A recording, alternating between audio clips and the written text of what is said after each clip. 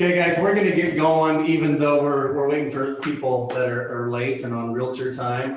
Brandon Checketts obviously is our instructor today. That's why you're here. I met Brandon over a year ago, maybe. Late 2018. 18 was when we did that. Several years ago, apparently. But you know, when you do deals with certain agents and you have a good experience, you know, you kind of stay in touch. And Brandon was one of those. He does more investing than he does actually realtor work. But that's why he's here today. And I've been wanting him to do this for quite a while to kind of go over how he does splits. He's got some unique things from his experience that have created his own program. One of the things I hope he mentions is he's built up his business to where it's referral based. You know, he doesn't have to do a lot of marketing. In fact, I've already repeated this a few times, but he told me he bought a $20 lunch for somebody last year. That was his marketing campaign. So that's pretty awesome. So he'll probably talk about that. So pay attention, take notes. And I'm just going to turn it over to Brandon. But first, I need to share my screen because he's got a PowerPoint here.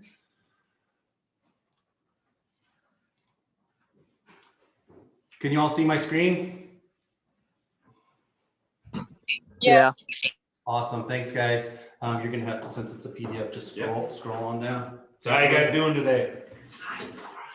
Great. Good. So with this be more interactive, if you guys have questions and something don't apply, let's just move on. If you have questions, chime in because some stuff's going to apply to others more than not.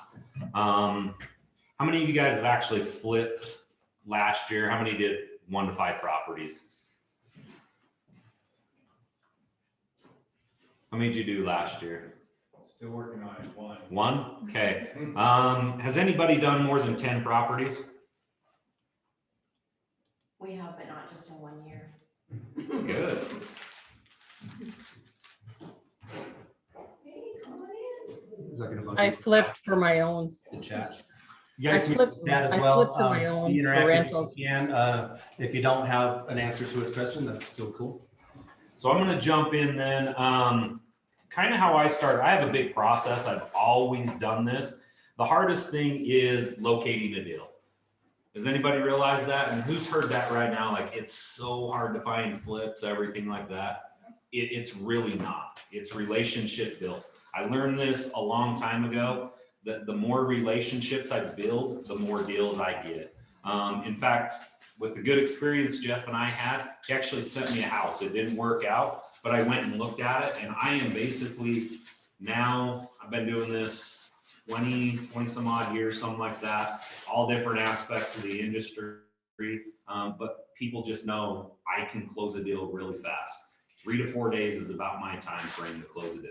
If I go look at it, I need 15 minutes. That's what I do because I can walk into a house now, literally pick everything out. I've done my comps prior to even walking into a house and it's done. And agents love it. They just send it. I just don't know why more agents aren't buying the house to flip. Like I go on a listing appointment. If somebody calls me to list their house, I'm going to buy the house first and then I will list the house. So however you want to do it, I get so many that way, and I love meth houses. Love meth houses. But friends and family are the biggest ones that give me houses. Like friends call me up, family call me up. They all know I just buy houses, and they're the biggest ones I get. Foreclosures is kind of my forte, so I'm waiting for the moratorium to be lifted June 30th is what my attorney's saying. He is a foreclosure attorney. I am waiting for that. I am stockpiling cash right now. So I am ready to pounce on that market. And then again, agents are my best one. I'm old school. I literally did not, I bought a $20 lunch last year for marketing. I door knock. I don't know how many else door knock, but I love it. Like I go door knock. I am the person that is hitting every house with a bad roof, a crap yard, everything like that. And I tend, if I want a deal, I can literally go find 2 or 3 a month just by door knocking. So I dress like this though. I don't wear a suit. I don't wear a tie. I haven't in I don't know how many years. I wear a baseball cap most of the time.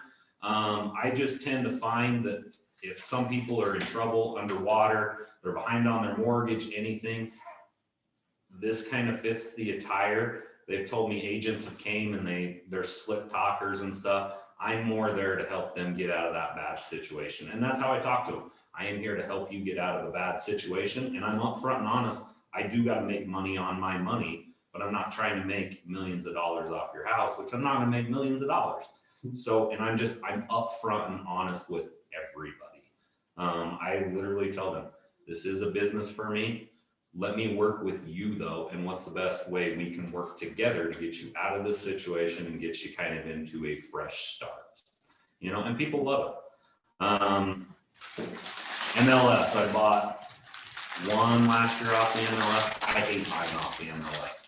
I think it's picked over, no margins. Some guys love it, but the MLS, if you have a good agent, if you are an agent, I always say that if you're an owner agent, have somebody else represent you. There's always this thing where, and I did it a lot, where I was my own representation, and for some reason buyers get my phone number and they're calling me at 12 o'clock at night, hey, my sprinkler line broke. And this is like a year later. Not my problem at this point. So I put representation in between me at all times. So, and my agent looks out for me. He makes money when I make money. So we double, triple check comps. He's actually out looking at a home right now for me. So he's going to send me pictures and we're probably going to look to buy it. So wholesale contracts. Who's bought one? Anybody? You like it? Good experience? So wholesale contracts are good. I bought a lot last year. I bought a bunch this year. In fact, they kind of put it out there. My biggest deal, I will net 200 grand on this deal. I'm going to be able to put 12 town on a piece of property that everybody else thought you would just flip. I'm writing an offer for the property next to me. It'll increase and I'll make another 120,000 bucks. It was a wholesale contract. I just known a lot of wholesale contracts. They're getting almost to retail prices. You got to watch, you got to know yours inside and out. And a lot of them, they're not providing leases that are currently intact. Tell them more about that deal. You skipped over it because you know the details. Oh, so I bought a house in South Ogden that's right on the Ogden border.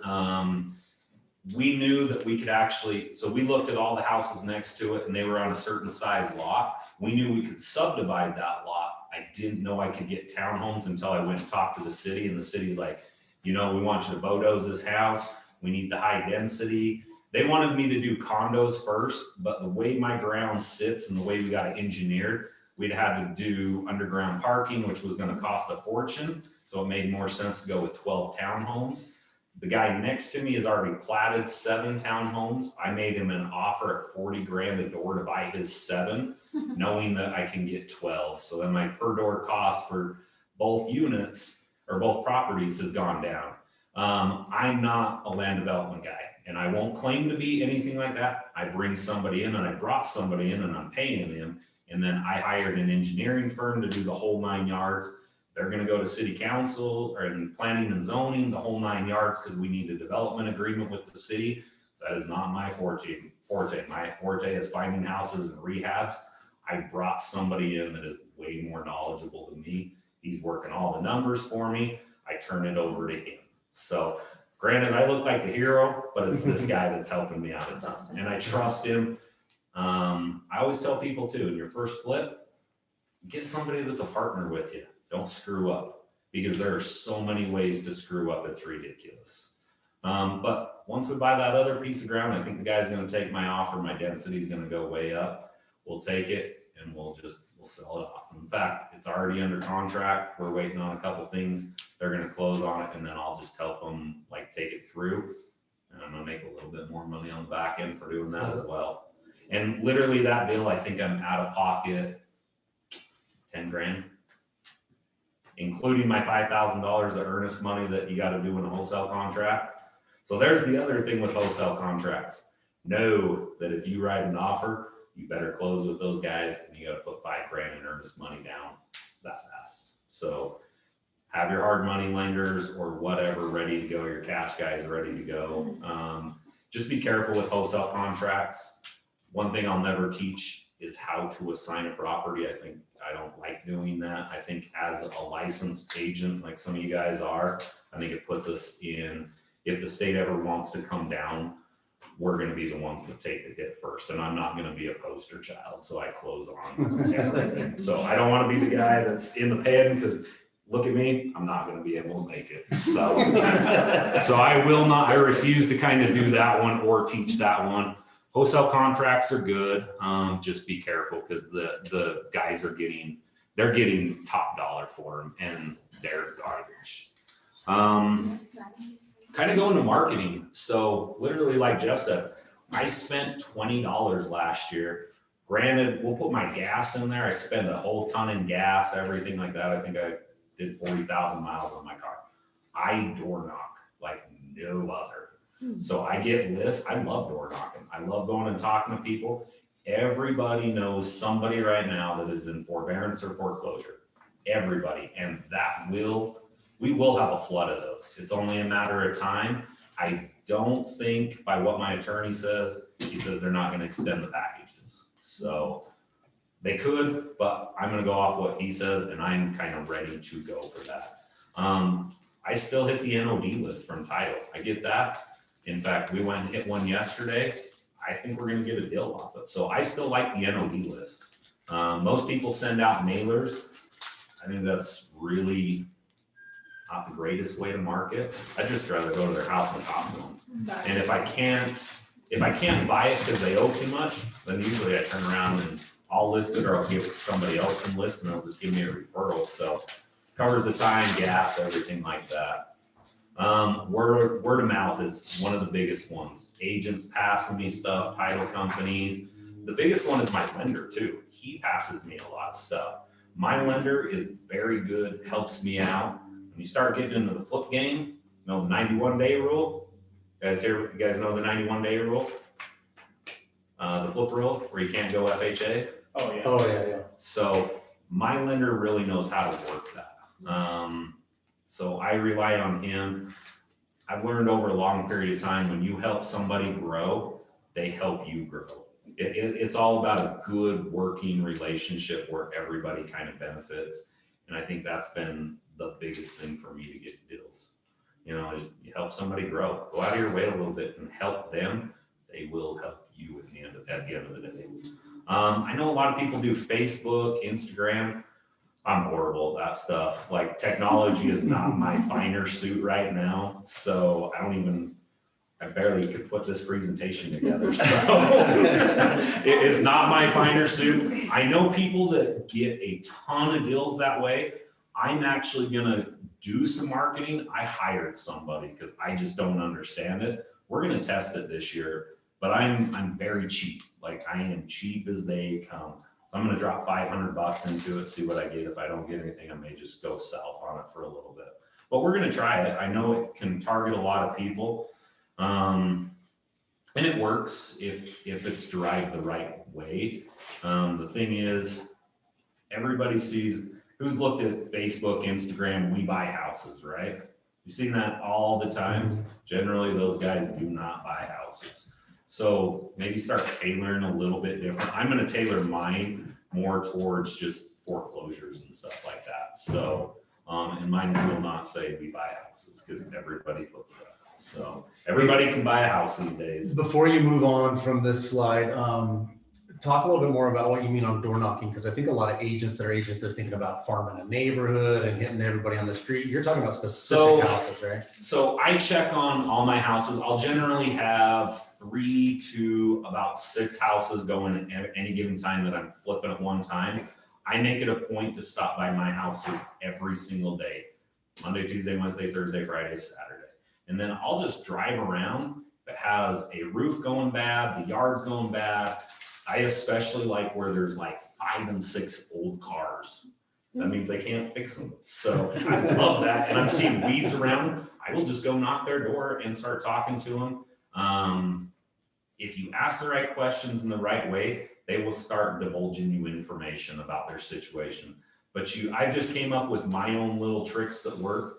Got to find something that works for you. Nobody's the same. But I literally just, as I go to the grocery store, I'll take a different path and I'll look for houses. And I'm telling you, it's worked more than not. If they have old cars, old motor homes and weeds are growing up, I've got so many of those houses. It's How many of those are you ridiculous. talking to the owner versus a tenant? Most of the time I'm talking to an owner. If not, they'll give me, they always, if it's like overgrown and stuff, they'll always have bad things to say about their landlord. And I'm like, hey, give me their number. Maybe I can become your, I can become your landlord, and they love it. So that happens all the time, but I'm buying a ton right now, and everybody thinks with this COVID stuff, you can't evict people. I'm buying a ton from landlords right now. In fact, I just bought a few last month, closed on them, packaged them all off, sold them to one investor. We were able to get people out, but I have a very good attorney. And that's one thing I'm going to tell you guys. If you start doing this, you better have an attorney ready to go at all times. I have used him more this year than I have in 3 years, and he is saving my butt like no other. So he's working some crazy situations for me, with bail bondsmen, with all sorts of stuff that put themselves on title. My attorney is sharp, and I have relied on him so much, it's ridiculous. Get an attorney. That is probably, and I'm going to say it 4 or 5 times during this presentation, get an attorney on standby. He will become your best friend. So he is my best friend right now. Was that your $20 lunch? Nope, it will be my $50 golf this year, because I will take him golfing. He has saved my butt, but he's made me so much money because he's figured out crazy situations for me. And he is a real estate attorney. He knows his stuff. And so I don't know. I always say, get an attorney. Back to this though, agents that I have relationships with. So many agents send me houses, it's ridiculous. We just closed on one yesterday that was sent to an agent. It's going to be a quick, super easy 2-week flip. She sent it to me. She's been my buyer's agent on 2 of my houses last year. And so she sent me that. Agents send me stuff all the time. I may not buy it, but they know I will close super fast. And so I've kind of built that reputation that they get paid. And I always tell them, how are you going to get paid? And if they say, well, the seller ain't going to pay me, well, I'm going to pay you then. So make sure your agent, if they know you're taking care of them, they will send you stuff, because not all agents want to buy houses. Agents run across meth houses, condemned houses, you name it, they run across it. So meet as many agents as you can. I love meeting agents. So, and I don't want to list it. I tell them, if you follow my process, you list it anything. I don't care. I don't want to do it anyway. So I hate listing properties. So I hate that with a passion. So I generally do not want to do it. Anybody have any questions? Nothing? Do you ever take people with you? I do. I will partner with people all the time. In fact, So yeah, all the time. I'll So go with you. I had a mentor. Find somebody to mentor you. I'm telling you, find somebody to mentor you. There is a way you can make a ton more money. If you take somebody, if you learn to structure a deal in the right way, you can make so much more money. It's ridiculous. So I had somebody that was an influence on me. They helped me out. They showed me, I mean, I had a good construction background, but they showed me actually the process, how to locate deals, how to structure them to where I could actually make a decent amount of money. First thing I do when I'm structuring a deal, I always ask the homeowners, what's your needs? What do you need? Like, what is your biggest thing? And they'll tell you the number one thing is, maybe we need to stay here longer. Maybe we need X amount of money to buy this. We need a car paid off. I don't know. I've got crazy stuff. But I'm always trying, I can't always do it. And I'll tell them, I don't know if I can do that. And it has to be legal too. I'm not going to put my license in jeopardy or anything like that. But if you find out what they need, you're more likely to get that house. Title is going to be huge. I have only 2 title companies in the state of Utah I will use. Locating liens, payoffs, judgments, child support, all that other stuff. You need to know as fast as you possibly can. The title companies I use, they're running my stuff and they have good answers for me within 24 hours. So I actually know what I can offer. So 2 weeks later, a judgment doesn't come up that we didn't see. Now I got to pay it off. It could be $10,000. And so now the deal, it may not make as much sense. So you got to be getting information. I will do criminal background history on people. I want to know, have they had drug charges, anything like that. So then I can start, and I always take a meth test kit. So if I think there's any sort of paraphernalia, meth use, anything, I'll test it right there. That's the biggest way to get the best price drop, is meth. You can get them free too from the county, and you can send them in the lab for like $30 or something like that. I have a box. I mean, it is a big box in my car. I get them free every time I go to Davis County. They're like, you use them again? Oh yeah. Just throw them in my car because you never know when you're going to need them. So I test everything. When I do a lot of stuff, I am walking the property with the homeowner. I'm literally telling them, just tell me what's wrong. It's going to be easier for me to fix, easier for you guys, everything like that. I'm having them tell me the crap in the property so I can devalue that property and get a better deal. Costs me money at the end of the day. They may not be able to make the repairs. It also could be something as like a vacate date. We're gonna buy one next week that they can't move out until June. I'm good with that. I will give them a free lease back. I just tell them pay utilities. They are so happy with that. But the one thing I do is I keep seller holdback money.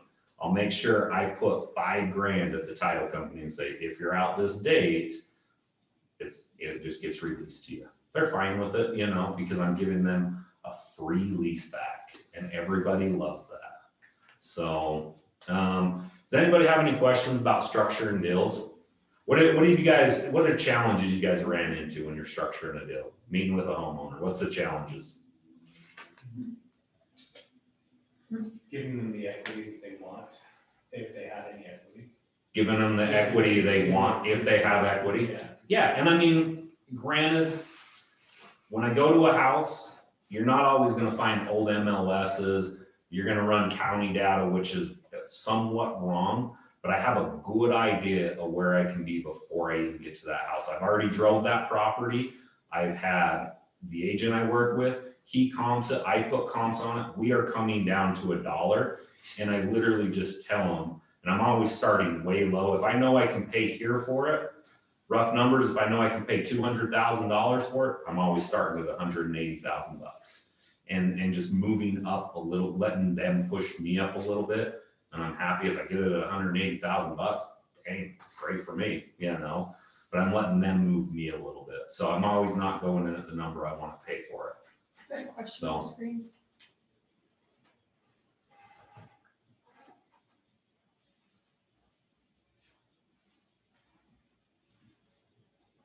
So pre-foreclosures,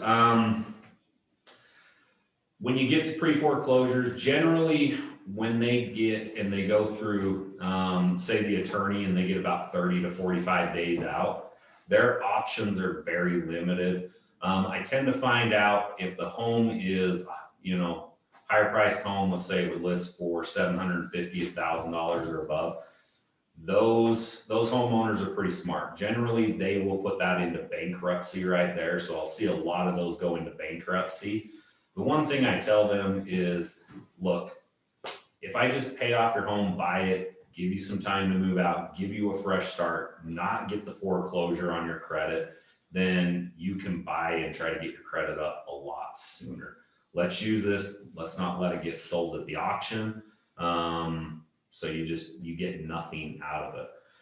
I'm trying to almost, when I do it, and there has been times where I have helped them try to restructure with the bank, and generally they can't restructure. They'll try, but they call me and then I go in and buy it. So a lot of the foreclosures, I am going in there to help them out a little bit too.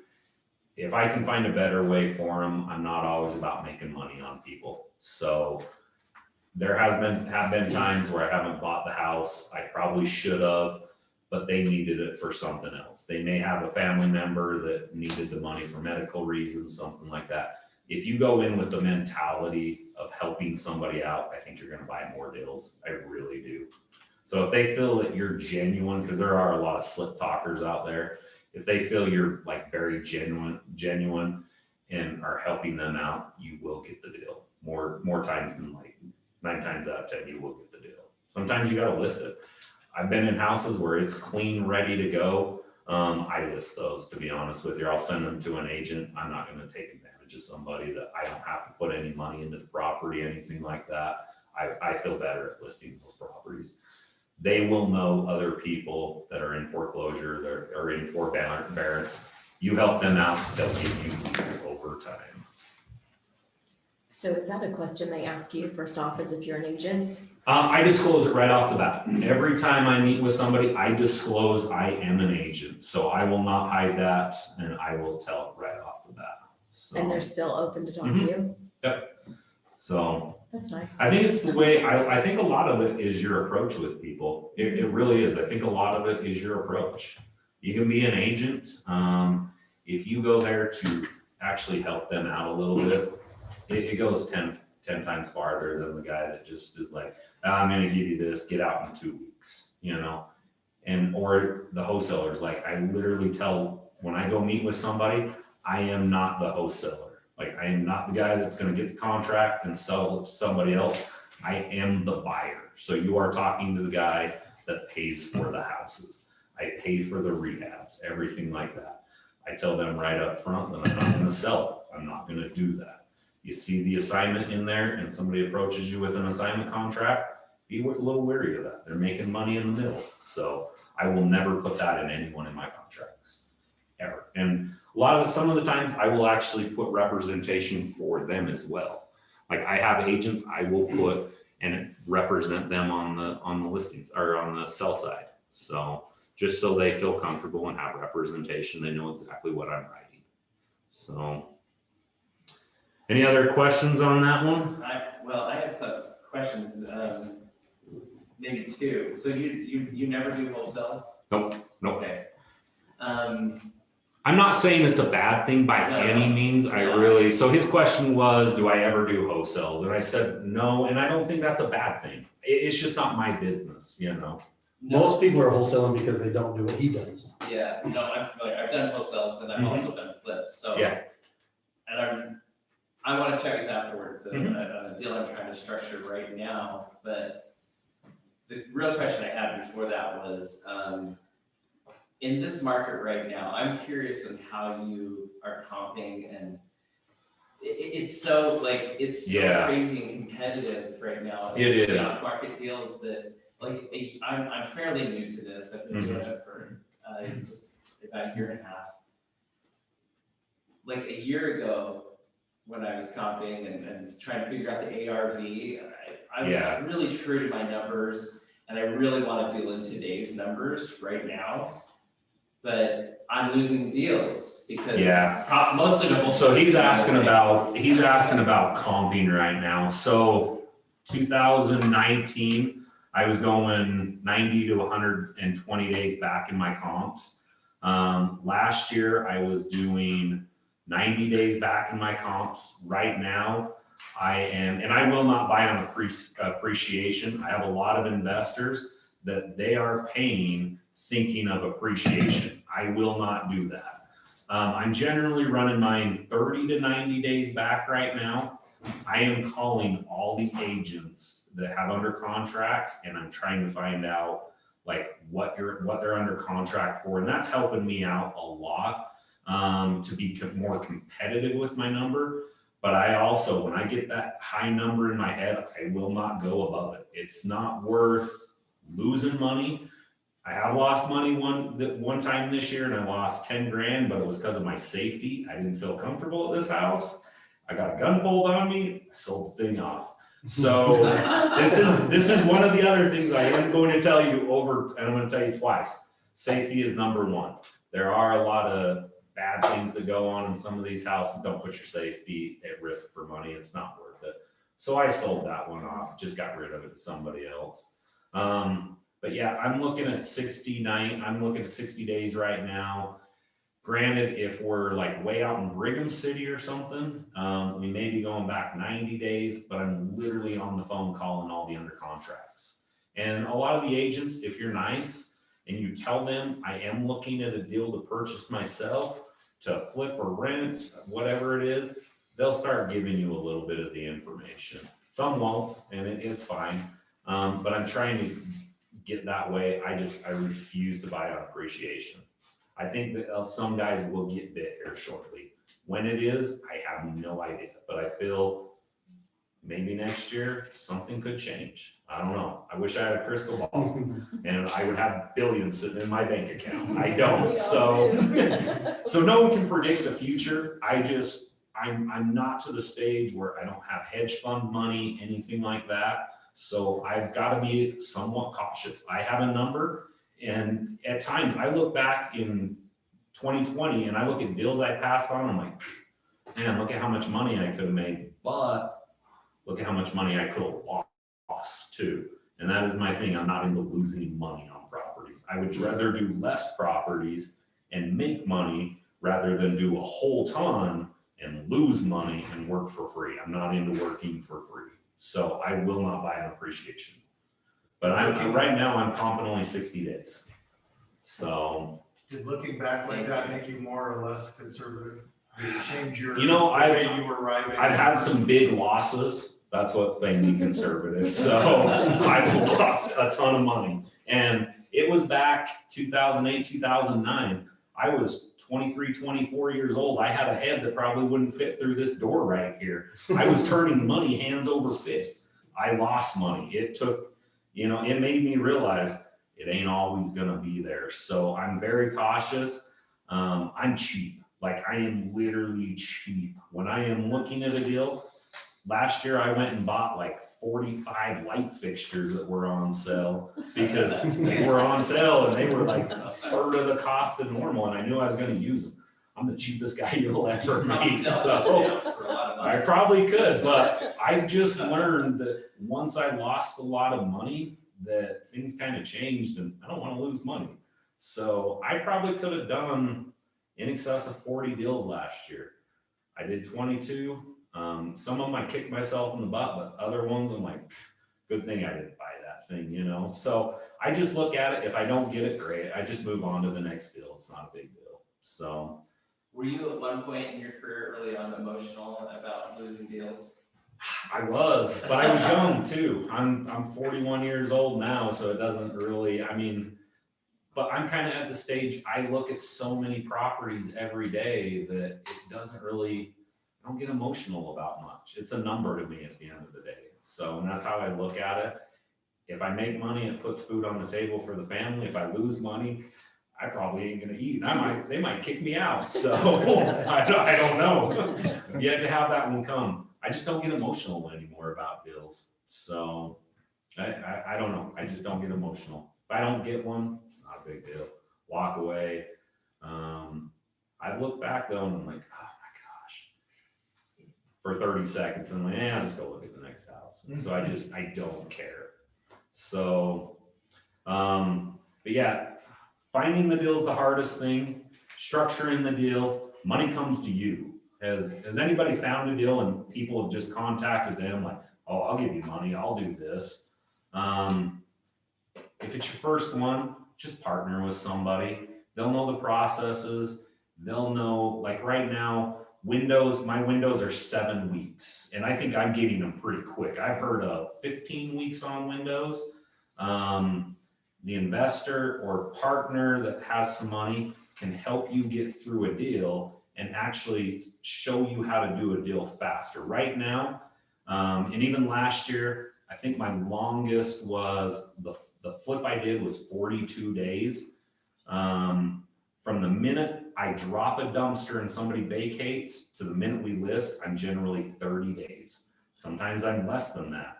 I've had a deal last year that I bought it, flipped it, and closed it in 42 days. So that was my quickest ever that I actually rehabbed. I had one last week I owned for 2 days. Packaged a bunch off, sold them to one investor. Most of those I didn't even own for a month. So get with somebody that knows. They can actually drop your costs down, bid stuff out. I always got guys on standby, and I'll go if one guy's not doing what he should, I'll just go to the next guy. So money will come to you. Watch your hard money lenders. Hard money lenders can chew up a deal. Everybody can get hard money, right? Did you buy yours on cash, hard money, family, friends? How'd you guys buy your deal? Pretty much cash, friends. Okay, yeah, friends are a good thing to go to. Family members, if you can show them the numbers that you will actually make money, they will give you money. Hard money lenders, is anybody paying, what's an average out there, 2 and 12, 2 and 14 possibly? They'll give you rehab money too, but you gotta realize your costs, the longer you take, the less money you're making. I'm on a lot of hard money. I got a hard money lender. He will just wire me in. We've done business for, I don't even know how long now. He's a good family friend and he loves it. He knows real estate. They literally just wire me money in. So I can literally be, pumping $1 million in debt at any given time. So there's the other thing. Find your comfortability level. I have one. I will not breach the money I have out. I don't care how good the deal is, right? Last year, my highest going at any one time was 8. I was stressed out of my mind. That was probably too much for me to handle. They were from Tremont to West Jordan. And I touched my properties. My body is in every property 7 days a week. I was stressed. Find the level. Like this year, I probably ain't gonna do that. I was too stressed. They were too far apart. I was going, but I like to see my properties. I know what's going on. I have control of them every single day. So that was a lot. So What do you do to keep good contractors? I treat them well. I treat my guys well. I'm not the overbearing guy that, they know I'm going to show up, everything like that. I treat the guys well though. I pay them. I know that's their living too. So they are giving me a great cost, right? But I refer them out to other rehabbers as well. So I'm generating them business. I just tell them, my deal comes first, right? You got to get on my stuff first. But my plumber is number one. Like he just barely went out on his own this year. I've gave him so much business. He takes so good care of me. It is ridiculous. Treat your guys well. Like don't go in and yell at them, everything like that. Treat them well. They'll treat you well. I had my carpet guy. We had to meet an appraisal on like a Friday. They were installing carpet for me at 1 a.m. Wow. But the guys that did it, I flipped them a few $100 for staying there that late and they appreciated it. I paid for stuff. Treat your guys well. Sometimes I will give them, if they give me a bid, I'm like, that's really not fair. You're not making money. I will up it a little bit. And then on the next one where I'm really tight, I'm like, can we work on this a little bit? And they help me out. It's a give and take. Treat your guys well. I'm telling you, they will help. They will make your life go so much easier if you treat them well. So treat them well. But I also, with doing this with renovations, if you pay for it yourself or you borrow it, I'm on cash. I don't do credit with anybody. My guys get paid within 2 days. Like the minute they get done work, I give them a check. I go drop it in their bank account. I make sure they are getting paid. They're not calling me like, hey, you owe me $2,900 for carpet. Think I can get a check or meet up with you? I go get them paid, right? So they can have money. Question for you. Yeah. So how long did it take you to learn that you need to go every day? Because I think that's a huge component because there's a lot of contractors that tell you they went and they haven't gone. I've just always done it. The guy that I learned from, I've always done it. There's a few guys that I know that are turning 100 houses a year. They never see a property. I have an investor that he actually just bought the package deal one. Hadn't even never seen his properties sometimes. I just like to look at my stuff. That is like my job, right? I go door knock, I go look at my properties. Sometimes I'll take the dump trailer to the dump or whatever. I make the calls. That's what I like doing. So, but I touch my properties. I just find it works so much better if you're actually looking at your property every day. If I only have 2 or 3, I'm there 2 or 3 times a day. So like if I have a bunch in Ogden, I will just go back and forth and I'm chit chatting with the guys like, hey, you need me to get you lunch? You guys are working hard. Let me bring you guys some lunch or something, So I've just found that works best for me. But I'm not going to do 100 properties a year. I don't want to do 100 properties a year. That is way too much for me. I don't think I could handle it stress wise. So, because I like to actually see my stuff, I like to see it come together, everything like that. So that's what's fun to me. So I guess you got to figure out how many you want to do and what's going to make sense for you business wise. So I don't do the retail stuff. So I can go touch my properties every day. A lot of people, they may still be, listing properties, helping buyers. You may not be able to buy as many properties, which is fine. Just figure out what works best for you. Again, once you have the deal, I'm telling you, money just funnels. Money just funnels to you. People will find you, and people have tons of cash right now, tons of hard money out there. Somebody is asking you, do you always sell the properties, or do you complete, or do you also have rentals? Right now I'm selling all my stuff. I'm waiting for a foreclosure. I pick up all mine on seller finance. I will not use my own. I will not go to a bank and get a loan. I just figured a way to find a lot of seller financing deals. So I would rather do those. Everybody has their own model. In fact, I got one. It's a great duplex. It's cash flowing like $29.50 net.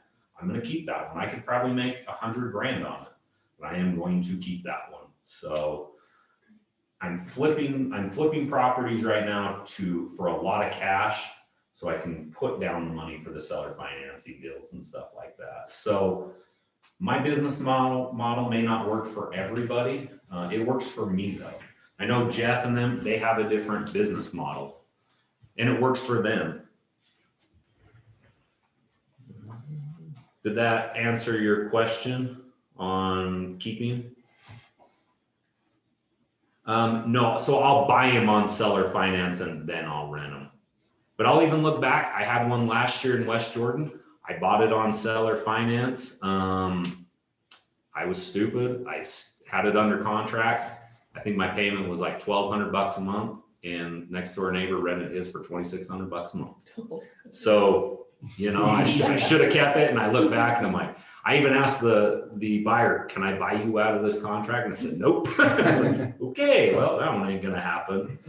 I'm gonna show you some pictures of stuff, and you guys can ask questions, anything like this. So you're gonna see crazy stuff. This is a house I bought.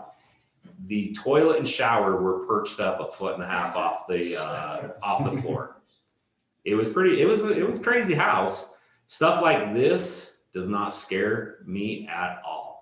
It scared a lot of people away, but it's as easy as bringing in a plumber, knocking down that concrete and doing some drains and just getting it down to ground level. You will see some of the craziest stuff you've ever seen. You will go into properties and you cannot see the floor at all because there's so much trash and it's hoarder. You will see meth heads. They have more stuff in their properties than you know what to do with. And honestly, I find some cool stuff sometimes. Last year I got a signed Michael Jordan jersey, just got verified. So I sent it off. So I find some cool stuff, and then I find a lot of garbage. But I'm a hoarder, so I love it. I love going through all that stuff. When we look at a property, I just became to where I can go in and I can see a lot of stuff that sometimes no one else can. This was a rambler that was cut off to the kitchen. We engineered a beam, everything like that, knocked down a wall. And granted, we had to do some stuff. And this picture's before it was actually staged or anything like that. But we opened up that wall. The big vent, those vents are so hard to get. So we had to do white. I'd rather gone brown, and we put a table over the top of that to kind of cover it and everything like that. That opened that property up so much. I think opening up that wall, it cost me $1,200 to get everything engineered, stuff like that. And I have some good guys that they do know how to work on stuff like this. So contractors, that's the big thing. What do they know? What are they willing to do? I know a lot of people replace cabinets in every property. I hardly ever do. I love the old boxes. So I will find a way to keep the old cabinets if I'm not messing with a layout. I hate messing with layouts. If changing cabinets takes so much time. So if the cabinet boxes are in great shape, I always will keep them. So I hardly ever replace cabinets. Some people, they love replacing them every time. I just choose not to. So I find other places to spend my money, stuff like that. So this was from 2000. This was a property early 2020. So my paint colors have changed since then. I'll get stuck in a property or a couple properties where I'm doing the same paint color, the same granite, the same everything. That works at that time. I'll change it up a little bit every now and again. Right now I'm doing a white quartz because I get the quartz for the same price I was getting that granite for. So then I've had to alter the backsplash colors and the flooring because the flooring might get discontinued. But generally, when you see one of my properties, and you could probably look at one of my properties this year to 3 years ago, they're very similar. They're all pretty quick. I got my guys so they know exactly what to do every single time. There's not a lot of changing and stuff. And it makes it easier on their lives. You know, instead of going through crazy rehabs. I hate crazy rehabs. I'm all in it for spending the less amount of money as possible so I can make the most amount of money. But I'm looking at the other inventory too that's out there. I'm looking at my comps. I am not going far and above my comps. I'm putting the same quality material as my comps. So, oh, this one was a good one. And this one scared everybody because of all this wood paneling and 1970s carpet. I didn't know what to do with it. I was kind of confused. Do we tear it down? Do we paint? And my guy's like, oh no, let's just rip a little down and put some sheetrock, and turned out really well. We got so many reviews on this basement. It was ridiculous. So people at that time loved like the dark gray color. Since then I've changed up my carpet colors. We were doing a 3-tone paint. Now we're just shooting ceilings and walls all the same colors. My guys like it. It goes quicker for them. So I'm all about ease for my guys too. What makes it go quicker for them? I am finding stuff to help them out and make their lives easier. Then my life becomes easier because they're not griping at me every single day. So this basement right here, same house, this kitchen, boxes were in great shape.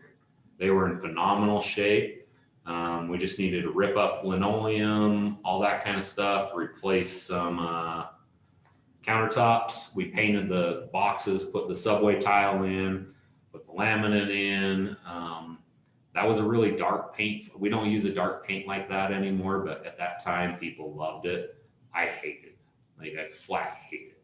So I don't design any of my own houses either. So I actually have a good friend. She's an interior designer. She just kind of helps me out on the side. I refer her business.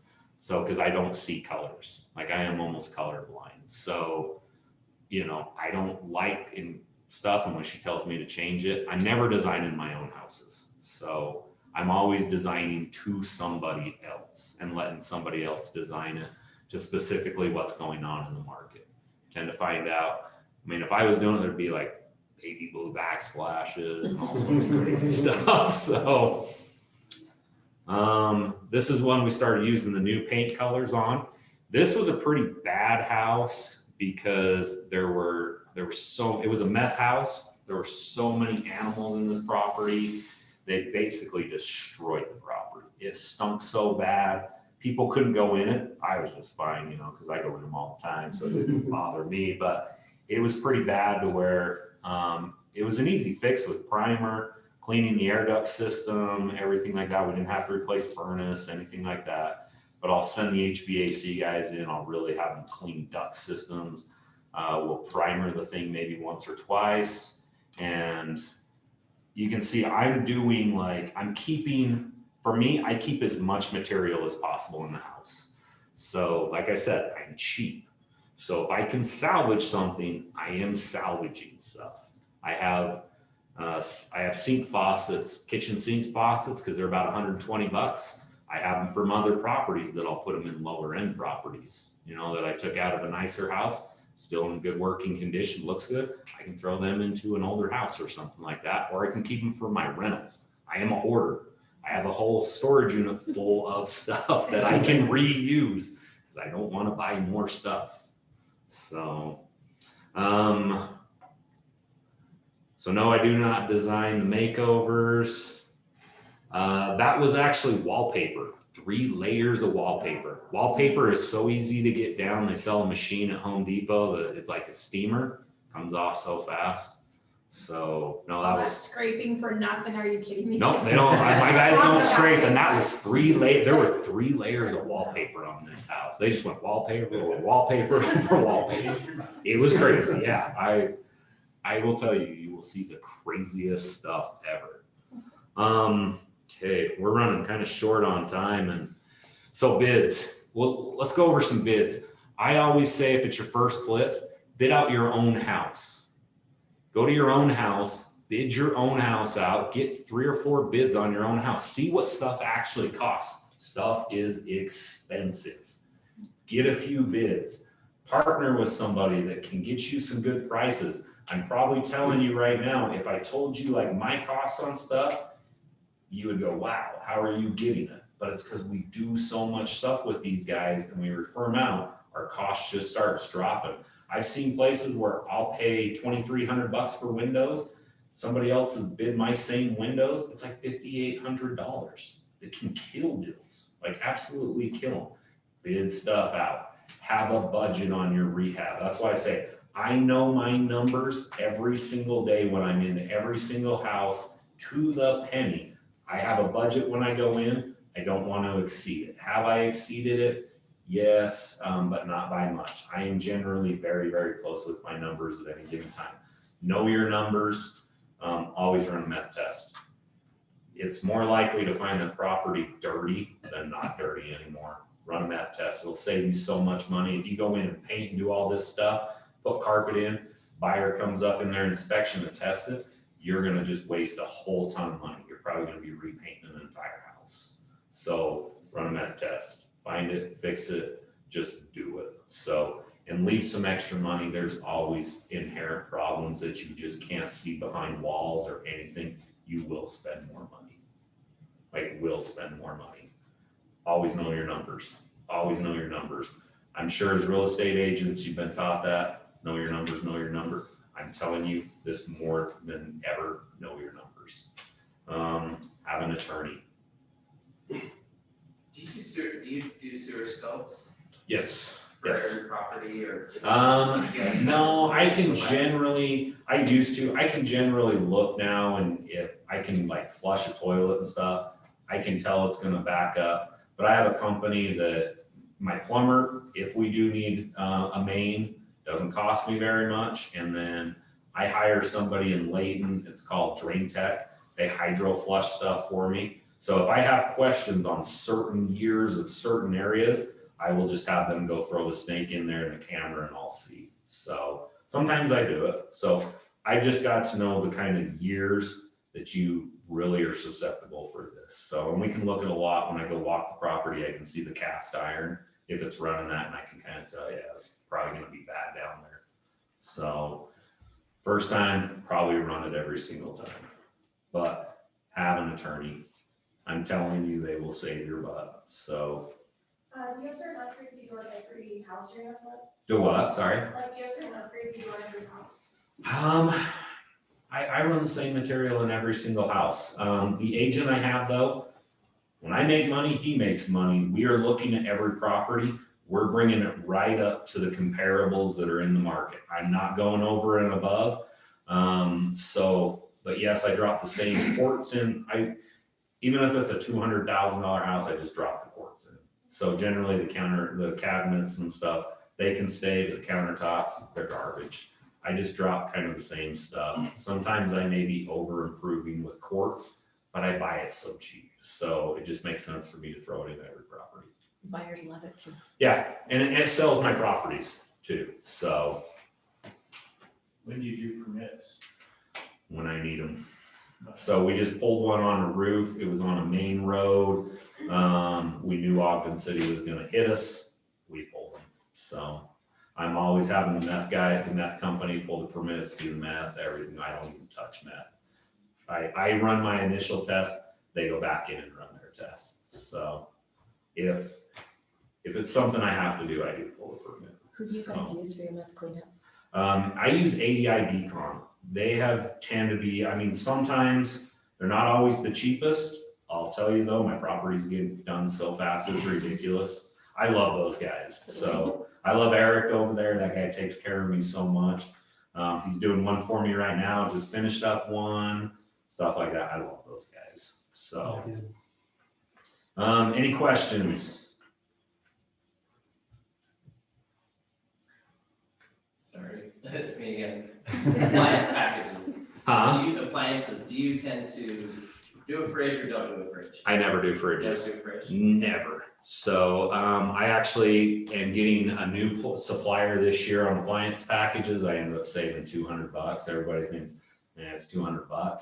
It's $200 to me though. So Times 20. yeah. So I'll keep looking. I will go into RC Willie's on the sales, and I might buy 3 dishwashers at one time in the scratch and den. So Do you have a warehouse? You keep all your stuff? I have 2 storage units chock full of stuff. I am a hoarder. So complete hoarder. Do you do your own general liability insurance or consider your own general? So Yep. you just have So when I own it, I do it. Yep, I carry it. Call my insurance guy. He takes care of all that. So yeah, You sub everything out yourself. Yep, I make all the calls. So I have a guy that's great in sheetrock. I have a granite guy. I have a plumber, an electrician, window guy, all different. I make all the calls. I like doing it. So I just tend to find that the guys that are doing the flooring and everything, they can just get in, get it done. They can move to the next house. I can schedule them instead of having it on one general guy that's managing all these. He gets stressed. I know how I want the house done. I know the time frames. And at the end of the day, it's my money. So I take control of it. So You know, you pay on average per house for general liability. I can tell you, But, I just get a monthly bill, and I haven't even looked at that. I'm sure it's not the cheapest, but I just don't want the lawsuits, or I want the insurance there to cover a lawsuit if it ever takes place. So there have been a couple things that came up. Last year I got hit on unemployment. I paid a guy $100 in cash to go clean the yard. I'm paying $3 a month in unemployment right now. Talked to my attorney. There is a waiver I have signed now, so I can't get hit for that. So every deal, I'm learning something new, and you will learn something. Every year I'm learning something new. I have yet to get this mastered. I was at Jeff's last training when they had all the guys. I picked up so much stuff. I talked to other investors. What are they doing? Just to help me grow a little bit, because my process may not be the best, and I know it's not the best. I'm always trying to improve. So, I think that hands-on approach is why you're doing so well. I mean, making all the calls, hiring all the subs, going to the properties every day, you're hands-on instead of that investor that wants it to happen without their involvement. That's when they can lose. And I don't have the money, so I don't have millions sitting in a bank account. So, you know, I have to make sure it's my money. I have to make sure I'm careful with my money. So. Well, and there's a lot of people that do flips where they're hiding things, you Yeah. know, and you don't seem to have that mentality. And so you want to make sure it's done right because you want to make sure someone's getting a good product. Yeah, so it may cost me $2,000 or $3,000 more to fix something, but last year I had one agent. She represented a buyer on 2 of my houses. She just gave me a house. I'm trying to give out the best product I possibly can. Sometimes, yeah, I may not make as much at the end of the year, but it'll come back to you tenfold, and it's only a couple $1,000, you know, to make a property where it needs to be. So it'll come back. The agents will love you. They will send stuff, and they may be a buyer's agent, or they can put a bad rep in the market really fast. This is a small area, so they can put a bad rep out there for you really quick. So I probably, at this point, know enough people and have enough connections that if I don't know the person that I could find and create a kind of mentorship, they probably know somebody who would be willing to play that role. But if you were in that position and you were just starting out, how would you go about providing value to kind of initiate that relationship to make it worth that mentor's? go find the deal. Go find the deal. Everybody that'll mentor you, go find a deal. Show me the money. Yeah, show me.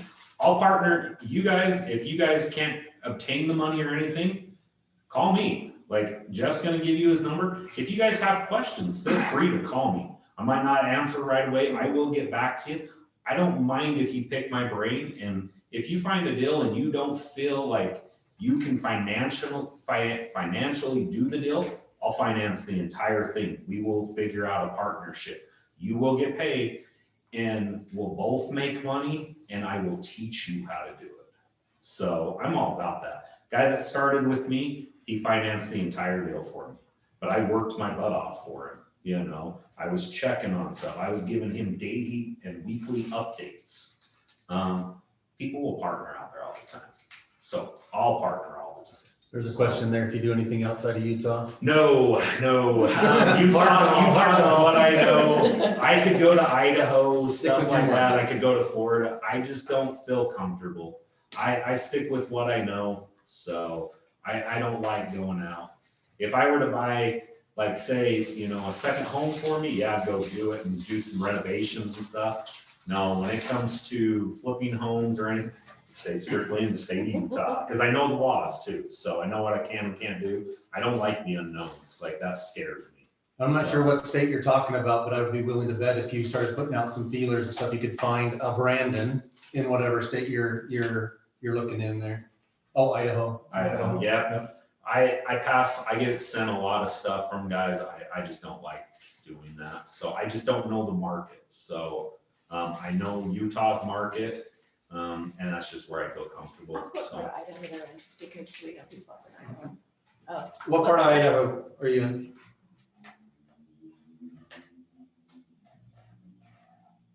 I'm in the Twin Falls area. I have a lot of rentals here, but we're kind of wanting to do a flip situation. We do all the work ourselves though, so going with contracts is a little bit new for us and scary, not experienced. Yeah, I would. Oh, that one's tough. I do have some people up there in Idaho that do it that I could probably put you in touch with, or I know Jeff and Lynn can put you in touch with people, or you can talk to them. I just don't know the Idaho market, and I just wouldn't want to go up there. Did she say northern or southern Idaho? Twin Falls? Twin Falls. Twin Falls. Yeah, our people are northern, but I know Yeah. mostly. Any other questions? Yeah, so the first thing I did was a referral. My best friend was selling his home in Rock Springs, and when he bought the property, he, through some shady stuff, he only found out after the fact that there was a significant cigarette smoke odor problem. I mean, apparently it was terrible. The owners have been smoking in the place for multiple decades. And you mentioned the one house that you had that was really rough with the 3 layers of wallpaper, which probably helped get rid of the smell. What tricks and secrets have you learned to really clean the air duct system, get rid of all flooring.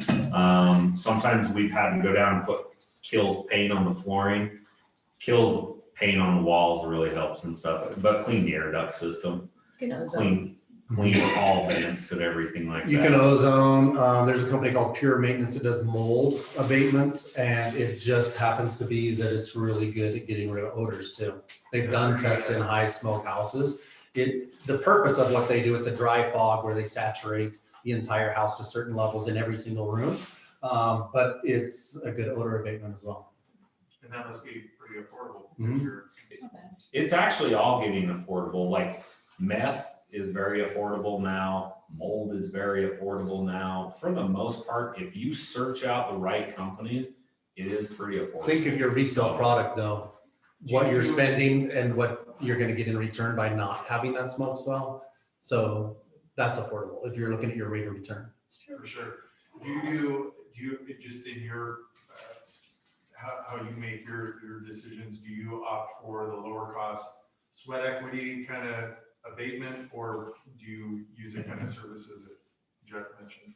I hire it all out. So I very rarely, I will go swing a hammer sometimes. I hire everything out though. In fact, I'm old, my back hurts, my elbow hurts, so, but I still like doing some stuff every day. If I'm bored and I got nothing to do, nowhere to drag, yeah, I have tools in my truck and stuff, and I might go swing a hammer once in a while. I kind of like doing it sometimes. So not often though. Not very often. Not a habit. But I don't want to sit behind the desk. There's the other thing. I don't sit behind the desk. I hate being behind the desk. I like being outside.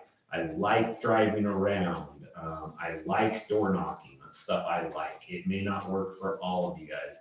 Got to figure out what works for you. It's just what I choose to do. I'm not built to sit in an office. So I'm not a suit and tie guy. I hate it. Any other questions?